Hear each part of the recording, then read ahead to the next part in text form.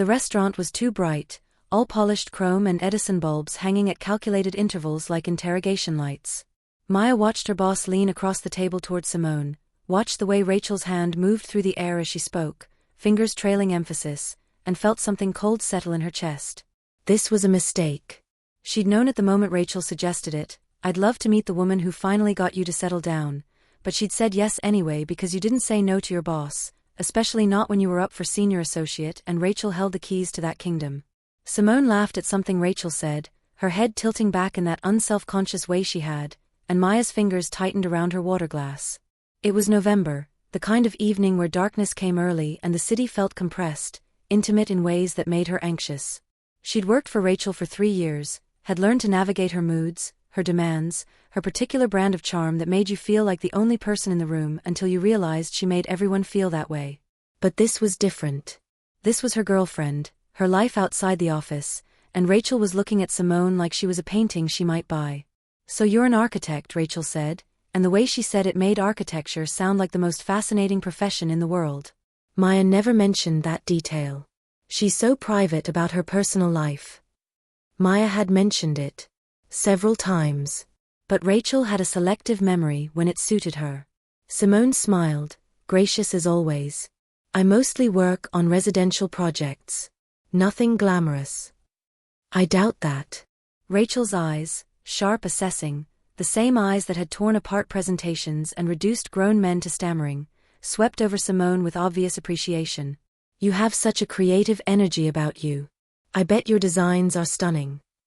It was the kind of compliment that could mean anything or nothing. Maya had heard Rachel deploy similar words 100 times, watched her use charm like a scalpel. But there was something in her voice now, something warm and lingering, and when Rachel reached across the table to touch Simone's wrist, just a brief contact, fingers on skin, Maya felt her jaw clench. Thank you, Simone said, and Maya loved her for not pulling away, for not making it awkward, but she also hated the grace of it, the way Simone could navigate this without seeming to notice what was happening. Or maybe she did notice. Maybe she was just better at pretending. The waiter appeared with their appetizers, small perfect arrangements on white plates. Rachel had chosen the restaurant, of course. She always chose. Maya had learned to let her, had learned that resistance created friction and friction created problems, and she'd built her career on being frictionless, adaptable, the one who could work with anyone. But watching Rachel lean into Simone's space as she explained the dish, scallops with some kind of foam that probably cost more than Maya's first car, she felt the edges of something sharp pressing against her composure. Maya tells me you two met at a gallery opening, Rachel said, and her focus shifted briefly to Maya, a glance that felt dismissive, before returning to Simone. That's so romantic. I'm always working. No time for meet cuties. It wasn't really a meet cute, Simone said, and Maya watched her girlfriend's face, the subtle shift in her expression that meant she was being polite but wanted the subject changed. Just two people looking at the same painting. What painting? And Simone, generous and terrible, told her. Described it. The colors, the composition, what had drawn her to it. Rachel listened like she was memorizing every word, her body angled toward Simone, her knee probably inches from Simone's under the table. Maya couldn't see, but she could imagine it, could feel the geometry of their positions, the way Rachel had positioned herself when they sat down, claiming the seat beside Simone instead of across from her. I'd love to see your work sometime, Rachel said when Simone finished. Do you have a portfolio online? I do, but it's mostly client work. Confidentiality agreements. Of course. Rachel's smile was understanding, professional, completely appropriate. Maya's the same way. So discreet. It's one of her best qualities. It should have been a compliment. It probably was a compliment.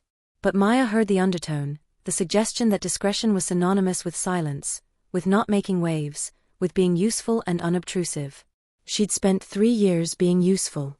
3 years saying yes and working late and accepting that Rachel's word was law. She told herself it was strategy, investment in her future. Now, watching Rachel's hand rest on the table near Simone's, close enough to touch, she wondered what she'd been investing in. The conversation moved on. Work stories, industry gossip, the kind of safe topics that filled space without requiring anything real. Maya contributed when prompted, but mostly she watched. Rachel ordered wine, something special, since this is a celebration, though Maya wasn't sure what they were celebrating. The bottle arrived, expensive and French, and Rachel insisted on pouring, her movements deliberate and graceful. When she filled Simone's glass, her hand steadied the stem, fingers overlapping Simone's for just a moment, and Maya saw the way Rachel's thumb brushed against Simone's knuckle. Accidental, probably. Maybe. To new friendships, Rachel said, raising her glass, and her eyes were on Simone when she said it. They drank. The wine was good. Maya could admit that even as she resented every sip. Simone asked about Rachel's work, about the firm, and Rachel launched into stories, animated and charming, making their corporate litigation practice sound like art. She was good at this, at making herself magnetic. Maya had seen it in depositions, in client meetings, in the way Rachel could walk into a room and own it. But this wasn't a deposition. This was dinner. This was supposed to be casual, friendly, the kind of thing normal bosses did with their employees' partners. Except nothing about Rachel was normal, and the way she kept finding excuses to touch Simone, a hand on her shoulder when making a point, fingers grazing her arm when reaching for the breadbasket, felt anything but friendly. "You're so attentive," Rachel said to Simone at one point, and Maya wanted to scream because that was what she loved about Simone, the way she listened like people mattered, and now Rachel was noticing it too, was probably cataloging it, adding it to whatever assessment she was making. "I just like hearing people's stories," Simone said, and God, she was so sincere about it, so genuinely interested, and Maya loved her and wanted to pull her out of the restaurant and away from Rachel's orbit. "Maya's lucky to have you," Rachel said, and this time when she looked at Maya, there was something in her expression that made Maya's stomach turn. Not quite a challenge. Not quite smugness. Something else. Acknowledgement, maybe. A kind of see what I could take if I wanted to. Or maybe Maya was imagining it. Maybe she was being paranoid, jealous, unreasonable. Rachel was her boss. Rachel was being friendly. Rachel had probably touched a dozen people's arms today, had probably smiled at countless clients and colleagues with that same warm focus. It didn't mean anything. It couldn't mean anything. Except it did. Maya felt it in her bones, in the tightness spreading through her shoulders, in the way her appetite had vanished even though the food was probably excellent.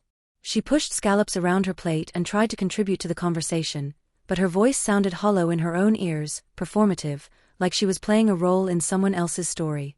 Simone caught her eye at one point, a brief glance that asked, "Are you okay?" and Maya nodded because what else could she do? Make a scene? Accuse her boss of flirting with her girlfriend? Rachel hadn't done anything concrete, nothing Maya could point to and say that's the problem. Just touches that could be friendly. Compliments that could be innocent. Attention that could be professional interest. But Maya knew Rachel. Knew the way she operated, the way she tested boundaries, the way she liked to win. And sitting there in that too-bright restaurant, watching her boss lean close to Simone to point out something on the dessert menu, watching Simone laugh and nod and be gracious and kind, Maya understood with perfect clarity that this wasn't about friendship or professional courtesy. This was Rachel proving something. Proving she could. Proving Maya couldn't stop her. The check came. Rachel paid, waving off Maya's protest with a casual "my invitation, my treat," and Maya watched her slide her credit card across the leather folder, watched her fingers, elegant, manicured, expensive rings catching light, and felt sick. Outside, the November air hit like a slap. Simone pulled her coat tighter, and Rachel immediately stepped closer, solicitous, asking if she was warm enough, if she needed a cab. Maya stood slightly apart, watching this performance, this careful dance of concern and charm, and when Rachel hugged Simone goodbye, a real hug, arms around shoulders, lasting just a beat too long, Maya felt something crack in her chest. "We should do this again," Rachel said, still holding Simone's hands. "I mean it. It's so nice to finally meet you properly." "Thank you for dinner," Simone said, because she was kind and polite and didn't know how to be rude even when rudeness might be warranted. Rachel's driver appeared, the black town car sliding up to the curb like it had been waiting in the wings. She climbed in with a final wave, a final smile aimed at Simone, and then she was gone, tail lights disappearing into traffic. Maya and Simone stood on the sidewalk. Around them the city moved, people rushing past, car horns, the distant wail of a siren. Normal night sounds. Normal evening. Except nothing felt normal. "That was nice," Simone said carefully. Maya didn't answer. She couldn't. If she opened her mouth, she didn't know what would come out, accusation or anger or something worse, something helpless and small. Maya. Simone's hand found hers, warm despite the cold. What's wrong? Nothing. The lie tasted bitter. I'm just tired. They walked to the subway in silence, Simone's hand still in hers, and Maya tried to organize her thoughts into something coherent, something that wouldn't sound insane. But how did you explain that your boss had just spent 2 hours subtly claiming territory? How did you articulate the feeling of being erased in your own relationship, made invisible while someone else charmed your girlfriend? On the train, Simone leaned against her shoulder, and Maya breathed in the familiar scent of her shampoo, coconut and something floral, and felt tears prick her eyes. She blinked them back. This was ridiculous. Rachel had been friendly. That was all. Just friendly. But in the window's reflection, Maya could see her own face, tight and miserable, and she knew she was lying to herself. Rachel had been many things tonight, but friendly wasn't one of them. The apartment was dark when they got home. Simone flipped on lights, started making tea like she always did after they went out, moving through their small kitchen with easy familiarity. Maya watched from the doorway, watched the woman she loved perform these small rituals, and felt the distance between them like a physical thing. She likes you, Maya said finally. Simone paused, kettle in hand. She seems nice. She was flirting with you. The words hung in the air between them. Simone set down the kettle carefully, turned to face Maya with an expression Maya couldn't read. Was she? You didn't notice? Maya heard the edge in her own voice, sharp and defensive. I noticed she was friendly. Attentive. Simone crossed her arms, leaning back against the counter. I thought maybe that's just how she is. It's not. How would I know that, Maya? I just met her. Fair point. Reasonable point. Maya had no argument against it except the certainty in her gut, the knowledge accumulated over 3 years of working closely with someone, learning their patterns, their tells. She knew when Rachel was being professional and when she was hunting. She touched you, Maya said, and hated how petulant it sounded. A lot. People touch when they talk. It's normal. Not for Rachel. Rachel doesn't touch people. She's always talking about professional boundaries, about how physical contact in the workplace is inappropriate. But tonight she couldn't keep her hands off you. Simone was quiet for a moment, considering. Then she said very gently, do you think maybe you're reading into this because you're stressed about the promotion? And there it was. The reasonable explanation. The logical interpretation. Maya was projecting, imagining things, letting work anxiety bleed into her personal life. It made perfect sense. It was probably true.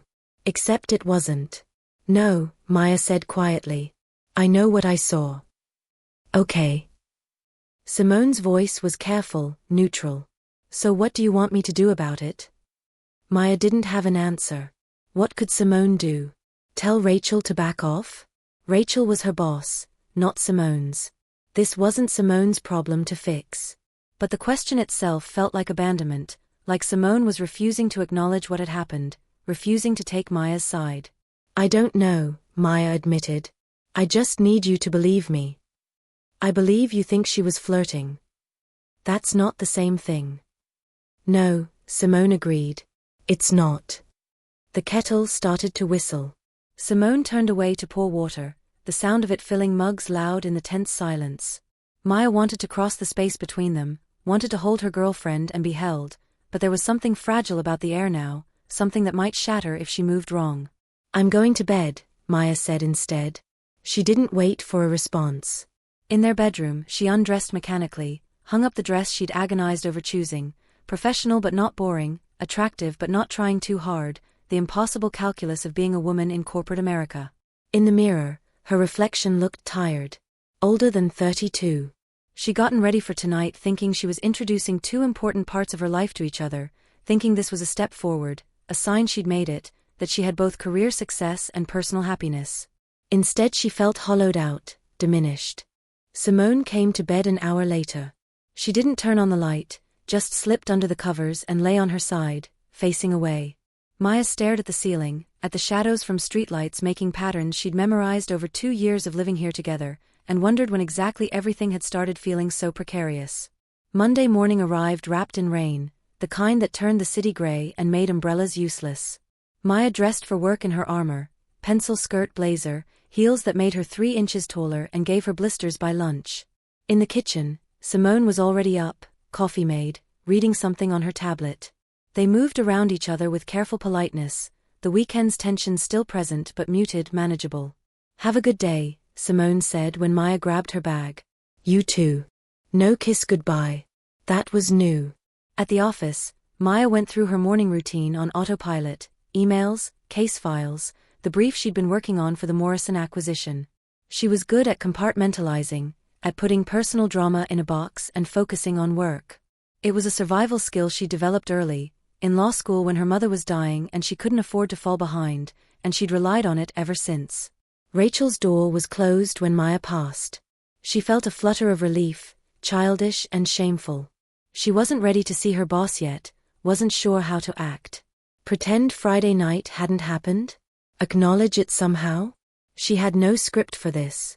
By lunch, she'd convinced herself she was overreacting. Rachel was probably just being nice. Networking. Building relationships. That's what successful people did. Maya was being paranoid, jealous, letting her insecurities color her perception. She should apologize to Simone. Admit she'd been unreasonable. Then her office phone rang. "Maya, could you come see me please?" Rachel's voice, crisp and professional. Maya's stomach dropped. "Of course. Be right there."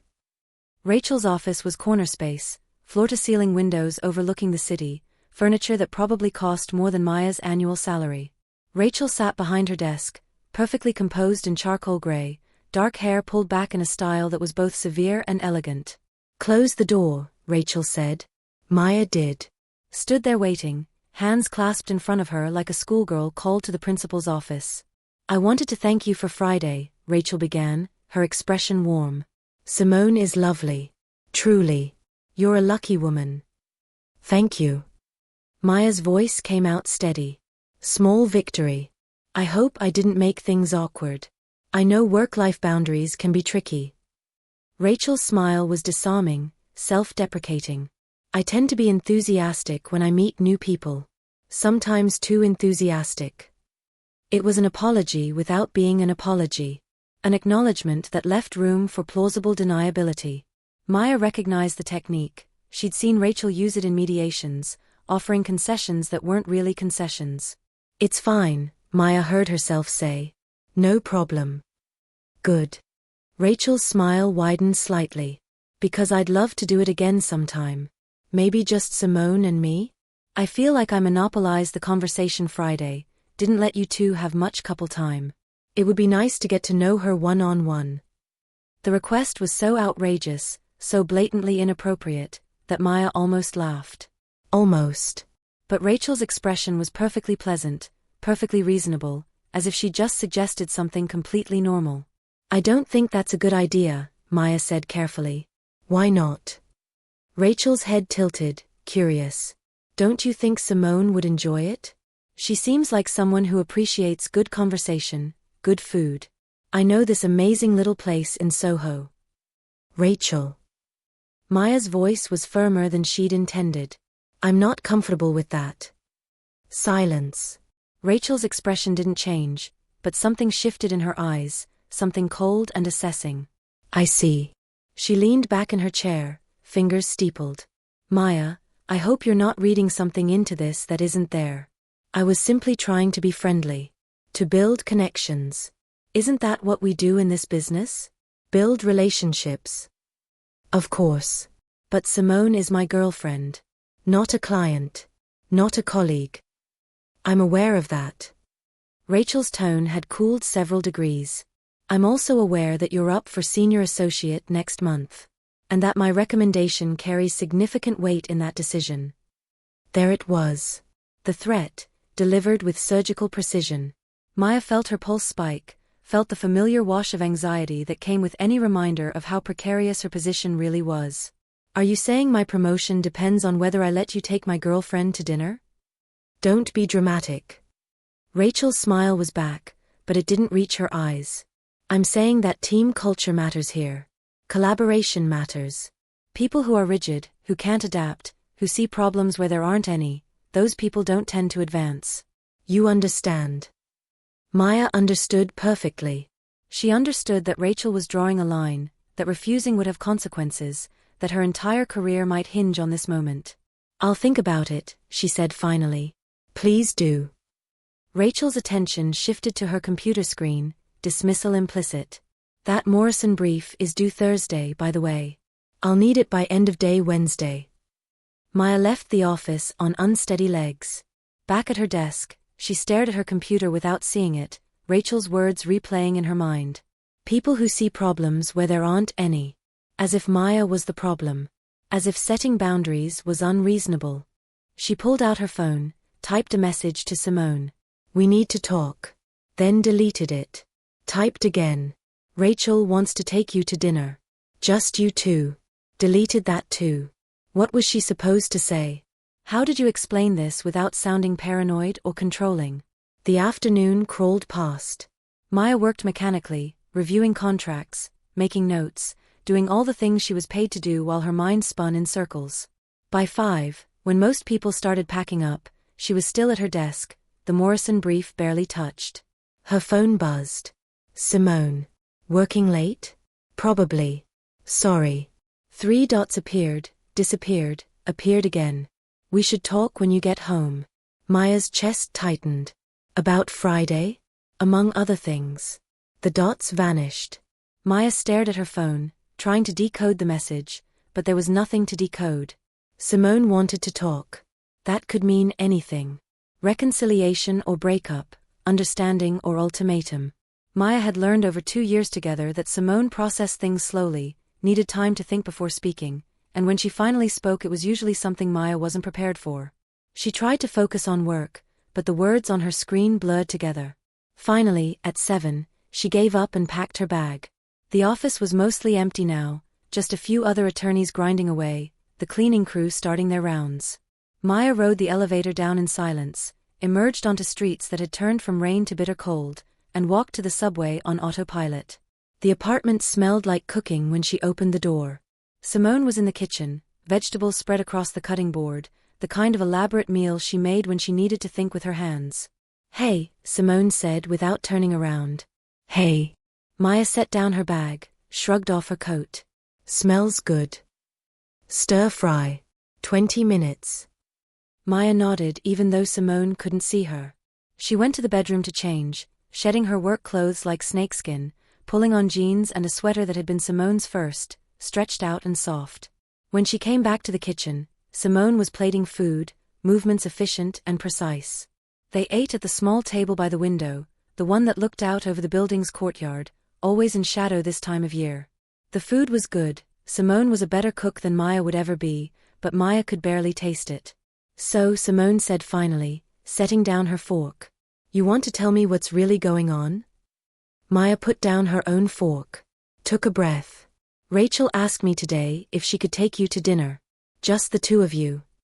Simone's expression didn't change. What did you say? I said I wasn't comfortable with it. And she implied that my promotion might be affected by my unwillingness to be a team player. She said that. Not in so many words. But yes. Simone was quiet, processing. Then, what do you want me to do? I don't know. Maya felt tears threatening, blinked them back. I don't want you to go. But I also don't want to lose my job. And I don't want to be the controlling girlfriend who tells you who you can have dinner with. You're not controlling for having boundaries. Rachel doesn't see it that way. Rachel's not in this relationship. The simplicity of that statement hit Maya like a physical blow. Simone was right. Rachel wasn't part of this. Shouldn't be part of this. But she'd made herself part of it anyway, had inserted herself with surgical precision, finding the exact pressure point that would cause maximum damage. I'm scared, Maya admitted. I've worked so hard for this promotion. 3 years of 80-hour weeks and missing dinners and canceling plans. If I lose it now, then you lose it. Simone reached across the table, took Maya's hand. And we figure it out. Together. You make it sound simple. It is simple. Not easy, but simple. Simone squeezed her fingers. Maya, I'm not going to dinner with your boss. Not alone. Not because you're telling me not to, but because I don't want to. Because the whole thing makes me uncomfortable, and I'm allowed to have boundaries too. Maya felt something in her chest loosen, just slightly. She's not going to like that. I don't really care what she likes. You should. She's vindictive when she doesn't get her way. Then we'll deal with it. Simone's grip was steady, sure. But we'll deal with it together, okay? No more you trying to handle everything alone. Maya nodded, not trusting her voice. They finished dinner mostly in silence, but it was a different silence than before, companionable instead of tense. After, they did dishes together, Maya washing and Simone drying, and it felt like maybe they'd turned a corner, found solid ground.